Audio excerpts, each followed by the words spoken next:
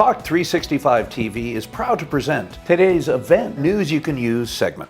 And welcome back to the show. Fall is in the air. The kids are at school. Cake is waiting for them when they get home. I want to talk a little bit about Antelope Island. And Antelope Island is one of those resources that we have in Utah that until you go out there, you are just shocked at the beauty. It's so pretty out there. I love going out there. And my first time was 35 years ago, and I went out windsurfing and you feel like you have a whole island to yourself, and it's just stark and barren, and it's amazing. The buffalo and one of our friends, Antelope Island e-bikes, has a concession out there where you can rent an e-bike, and they make them themselves here in Utah, and they rent them out, and they'll do tours. Yeah. And you can see this thing for a family vacation, just something to do that's totally different. On a Saturday afternoon.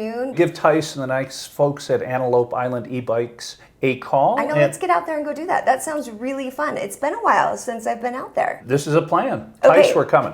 Another activity to do, axe throwing. Have you heard about this craze? Well, I did it with Farrell for crowd surfing a couple months ago. And how did you do? I hit the target. One time, or like straight out of the gate, or did it take straight out of the gate? But this is a new shoulder, so I was very pleased. So the Golden Axe just opened downtown on Pierpont, and we were invited to go down and check out their pre-launch party that they had. And I had an opportunity to talk to some of the owners and to, of course, throw axes with Andy and I. It's kind of like bowling, I compared it to. Like if you're strong enough to be able to throw a bowling ball and get that feel, you do the same. And the same thing happens competitive-wise, because once you get a feel for it, then it's like you're all in. But the Golden Axe has kind of taken it up a notch because it's 21 and older, so it's got a full bar. And it's the only one with projected targets and electric scoring. There's a lot of different ways you can play modes and different games. Then on top of that, you're also able to have food and drinks. There's also video games. Basically, I chatted with Nick, who is the artistic director, because they compare this to like a real experience more than like anything else. You go in there, it's like Viking meets comic books, and the girls' bathroom is beautiful. I mean, the whole thing from decorative to hang out to the bar. He said it's basically for guys who can't dance, who need a good date. So that, if you're not gonna go to a dance club and be like a rock star, you have something you can go do. You can throw axes. I remember when I read about one of the first axe places getting a beer license.